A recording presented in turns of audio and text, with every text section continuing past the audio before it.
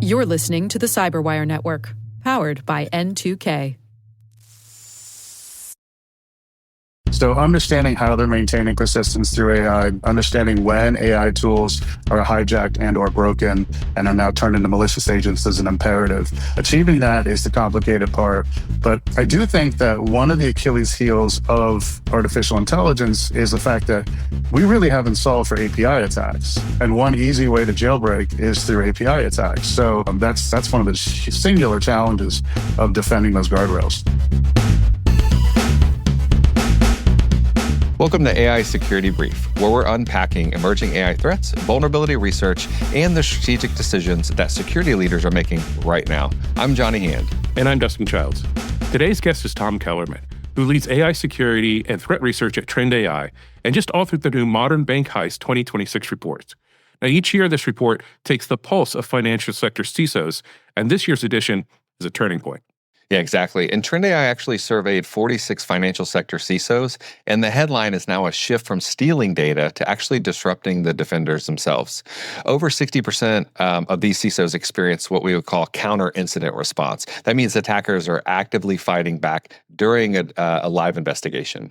So, and all of that's happening at machine speed, which is interesting because over 89% or almost 90% reported more AI-enabled attacks year over year.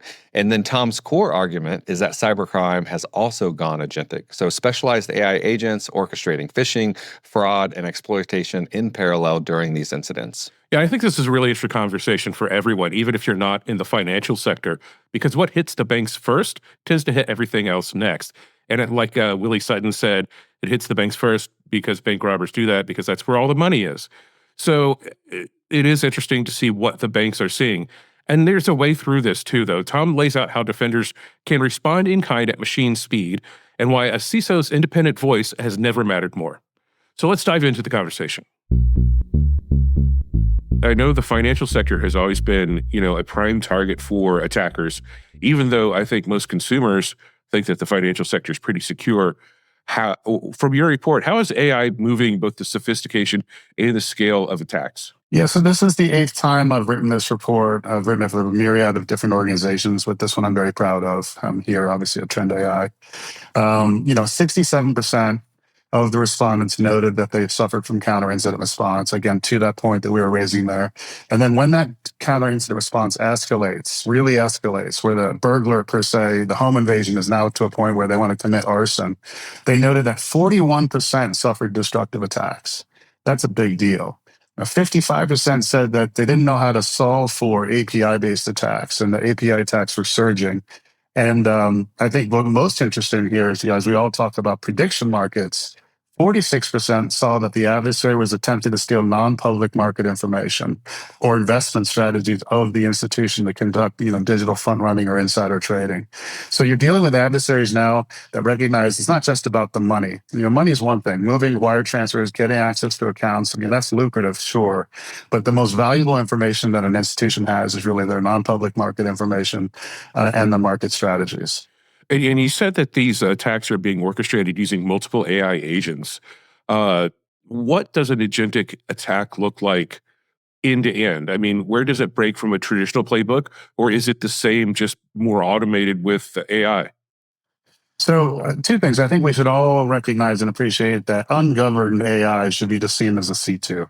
I mean, if it's ungoverned and it's operating in an organization, it's basically going to be a gateway drug to any adversary to move laterally, to live off the land in your environment. And you got AI tools that can basically be hijacked. The Russians specialize in jailbreaking a myriad of LLMs out there and AI capabilities, and they turn those very functionalities against you because of the fact that the model has free access to services and tools once deployed in the environment. So for defenders out there, you got to see ungoverned AI as C2, period. Once you govern it, you need to really be able to understand, is it jailbroken? When will it be jailbroken? Apply rules like least privilege. I mean, John, you've got lots of thoughts on this. I mean, you're protecting our organization as we speak. So I'd love to hear your thoughts on that. Yeah, no, I think we see AI as a new attack surface as well. As much as the innovations that's happening, that's kind of the nice challenge of it. The intent behind AI is important, and businesses are transforming, but it is also an attack surface for a lot of threat actors. So, do you see that with AI, the intent of the attacker has actually shifted? And if you do, what is it that CISOs and security leaders should do differently because of that?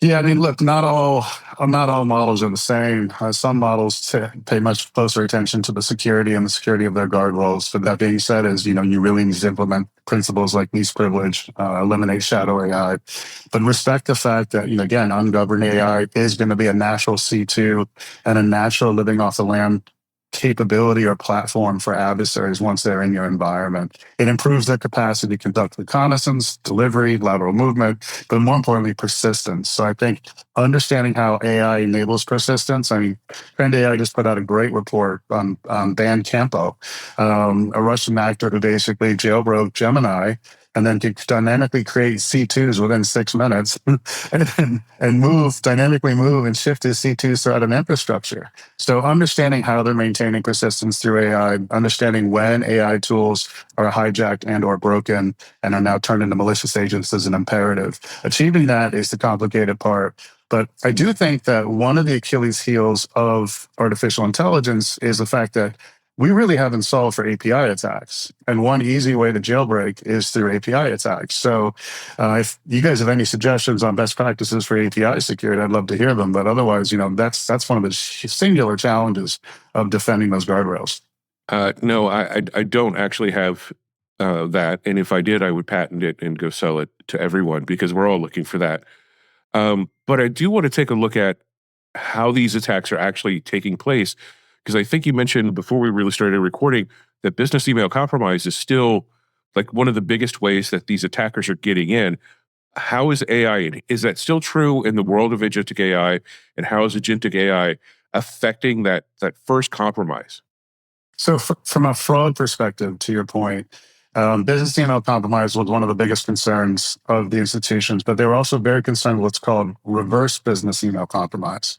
So when you think of business email compromise for the movement of funds, right, it's an outside-in approach. But if you can hijack the accounts of, let's say, Johnny or you, Dustin, and then have money wired or have an order for money to be wired and then bypass authorization through AI by creating a deepfake video and or deepfake messaging that aligns with everything, but it's coming from your true account, right? Like your employee digital twin, essentially. That is highly problematic. And so they're very, very concerned about the evolution of RBAC, reverse business email compromise, and account takeovers from a fraud perspective. And then the other part is they're very concerned with the fact that their market strategies and non-public market information is being stolen to conduct digital front running and insider trading, because that's their most valuable asset. At Pondo in Berlin, we did have multiple AI categories. And to me, I think the one that was most interesting was actually an exploit of Exchange, Microsoft Exchange. And the researcher who goes by the name Orange, he said that he told the AI what to do, and then the AI wrote the exploit, but it was his knowledge of Exchange. He's a very gifted researcher and has exploited Exchange on multiple occasions.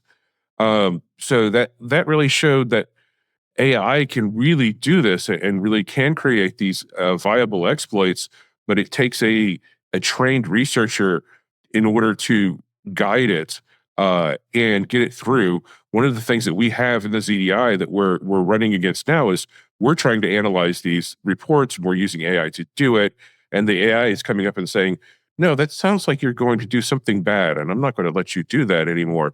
So we have a challenge of training the AI to no, we're the good guys and we need to do this. But yeah, that to me, that was the most impressive thing because it was a very, very complicated exploit, which as of this date, Microsoft still hasn't patched. So it's very interesting to see.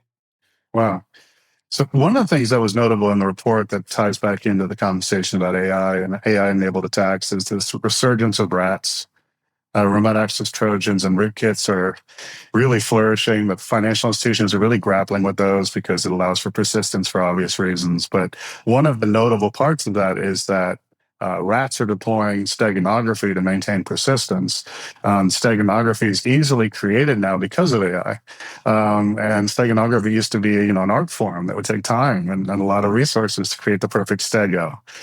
So I'm fascinated by some of these rats like Xworm, modular capability. It's a rat that actually performs a myriad of different attack functions. It completely automates the kill chain, and it uses stego to maintain persistence. So just one example from the report.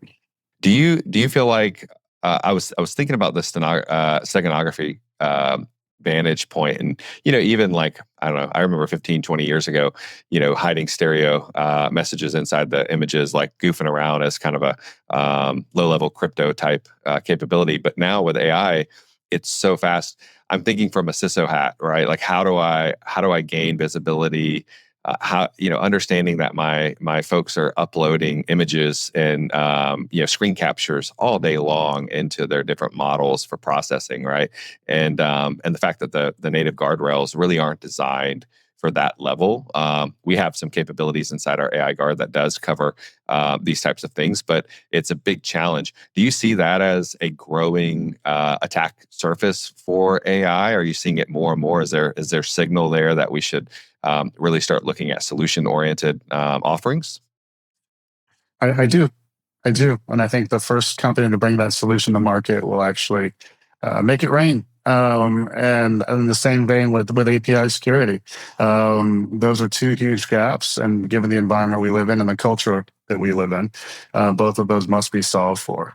But I think it goes back to the original point of, we've been focusing so much on AI-enabled weaponization, AI reconnaissance. We really need to start focusing on that whole persistence. How they're maintaining persistence with AI, how AI can act as command and control, or how AI can precipitate or manifest these, C2s that are dynamic and or stego that is persistent. That is really what defenders should be focusing on, particularly if you're a Fortune 1000 or you're doing business with a Fortune 1000 and they want to hijack your environment to target that entity. Yeah, that makes a lot of sense. If we can go back to the topic of resource constraints, I know that about half of security leaders saw no budget increase for their security teams, and they still report to the CIO. What needs to change structurally for institutions to set them up in terms of the fight, so that it can be successful in defending against this, both the initial as well as the persistent attacks? And this is infuriating to me. Absolutely infuriating to me. If you're a financial institution, your CISO should report to your CEO, just like Johnny does here. It's just the way it should be. You should have direct access. You shouldn't be fighting for resources with your CIO. But also, I think, as I'm doing a keynote in the FFIEC's regulatory summit in DC coming up soon, there needs to be reporting requirements for whether or not your infrastructure is being used to island hop. What I mean by that is whether or not your infrastructure has been hijacked to be used to attack other parties. And there should be reporting requirements around destructive attacks. Have you suffered a destructive attack? Not have you paid for ransomware or suffered ransomware attack. I think there's gaps in the reporting, and there needs to be shifts and higher levels of mandates to solve for some of the problems that we deal with today. Like, you got a lot of 0 days out there, virtual patching, vulnerability shielding should be a mandate, et cetera, et cetera, et cetera. Yeah, that was kind of where I was going next, was because the financial institutions are heavily regulated, are we going to start seeing some more regulations come out that are focused on AI, or at least response to agentic AI exploits? We will. The U.S. will probably drag their feet because of the K Street lobby and the dilution of proactive regulation when it comes to cybersecurity in the financial sector. I think the Monetary Authority of Singapore will be a first mover. Because they've always been much more, as they say, draconian and or risk averse. And I think the Europeans will follow suit, and then the FFIEC will hopefully follow in lockstep. But at a minimum, I think there needs to be greater, less plausible deniability, and much more transparency into the duality of utility of AI and or the attacks today. It's interesting. I will say, going back on your statement about aligning the security organizations up through the CEO. There's probably a lot of security leaders that are listening in on this podcast and cheering, and mainly because I think that they want to bring that louder voice into the boardrooms, and a lot of CISOs are reporting to the board, but they're not a member of the board. They're not having that CEO level, and I've always viewed the CIO relationship as very complementary and always, a good alignment for the most part. But as we move into the era of AI, it does create a lot of challenges because you're tasked with securing something that is, being driven by the business. And if you are competing with resources, alignment, and those kind of things, I can definitely see that'd be a big challenge. So you'll probably have both cheers and a little bit of, hopefully not too much challenge from our CIO community as well. Well, what about veto power? At a minimum, a CISO should be able to veto any projects initiated by the CIO or CTO that creates systemic risk throughout the organization, or slow something down because the red teaming exercises that your teams have conducted, Johnny, proved that there was, an incredible attack surface there. Yeah, I agree. I think there's a level of maturity in an organization that needs to happen, centering the security as a really close business partner in all of this. I think the alignment of it is interesting. I certainly think that there's, and we saw this for years, right? We saw it with the CIO, the growth of the CIO movement and CTO movement kind of inside organizations for the last decade, where they kind of went from, secondary C-suite positions into a more primary, and then reporting directly to the CEO. So I think it's the natural progression. AI is accelerating that because there's a need for transparency and visibility across the organization, and it's not a bolt-on capability. So definitely in agreement on a lot of what you're saying. Well, real quickly, I mean, the one thing that I kind of was interested in is we're talking about offensive use of agentic AI. Are financial institutions at all, in your surveys and your conversations with them, using agentic AI for defensive solutions? And if so, what happens when you run out of tokens in the middle of an incident response? Yes, financial institutions are using it for defensive measures, primarily for threat hunting, attack path mapping, incident response, automation. I think they're challenged in and of themselves with the amount of information and volume of data that's coming at them and the persistence of the adversary within systems. I think one of the challenges, back to the points about adversaries leveraging counter-incident response and becoming more punitive against the defenders, is we really need to change the way we defend. For example, like in today's world, you don't necessarily want to terminate the command and control that you found because it might trigger a succession of events or a cascading impact of like dynamic C2s dropping wipers in your system, or an adversary essentially going nuclear. So I think it's important to note that I do think that they're facing bigger challenges in the sense that they understand that their market strategies are really their holy grail, and that the adversary is now working for a foreign sanctioned bank who can take market positions ahead of their institution. They're taking a huge hit to the nature of their transactions as they work in the markets, especially the commodity markets. So Tom, in the interest of time, and as we kind of wrap up the interview here, I wanted to make sure that we didn't miss an opportunity to get your viewpoint on today's topic. So is there a piece of hard-won wisdom about AI security that you'd want security leaders to know about, or maybe one or two key takeaways from today's conversation that a security leader could walk away and say, I need to look into that? So from an AI security perspective, treat AI, ungoverned AI, as the C2 channel. When you begin to govern it, I think, as like you said earlier, visibility, observability, and least privilege are quintessentially important as initial steps to protecting it. I do think if you standardize on one model versus another, maybe using deception technology to understand when guardrails are being tampered with could be very beneficial to you, given that, protecting the guardrails themselves is still an art form, to me at least. And then last but not least, don't underestimate the adversary. You've got cybercrime cartels that are being protected by 4 rogue nation states that are actively pursuing you. We've seen evidence of collaboration now, real collaboration between those 4 rogue nation states, or I'll call them the axis of cyber. And they're purposely targeting financial institutions out there right now to offset economic sanctions. So, Tom, thanks for the great conversation today. I don't know if we're going to excite people or terrify them with this, but we really appreciate you sharing your insights on machine speed, the threat that's facing financial institutions, and we can't wait to have you back on the show in the future. Thank you very much. Wow, Dustin, that was an amazing episode, and I felt like we could have talked to Tom forever, especially as we started unpacking how the financial industry is impacted, how agentic AI in the attack path is coming about, and then also how we're seeing those parallels where we're shifting from just stealing data into actually disrupting those operations where the attackers are fighting you live while you're trying to do your investigation. Yeah, and because cybercrime is now industrialized and agentic, human-paced defenses just can't keep up. And Tom's answer is AI-driven detection and response, which frees your analysts to do the higher value work rather than replacing them. Yeah, it's a good point. And I'll be honest, as a CISO, I liked another piece that he talked about, which was very structural. You have to elevate the CISO and rebalance spend towards people and managed detection, not just the tooling. So that structure really is a good strategy. You know, this episode reminded me of our very first episode with Bob McCardle, too, where he talked about vibe crime and how agentic AI is being used for criminals as a service. And that might be something you want to listen to as well if you have the time after this episode is done. We want to thank Tom Kellermann for joining us and sharing his research with us. Check out the show notes for his report, Modern Bank Heist 2026, and how to connect with Tom. And that does it for another episode of the AI Security Brief.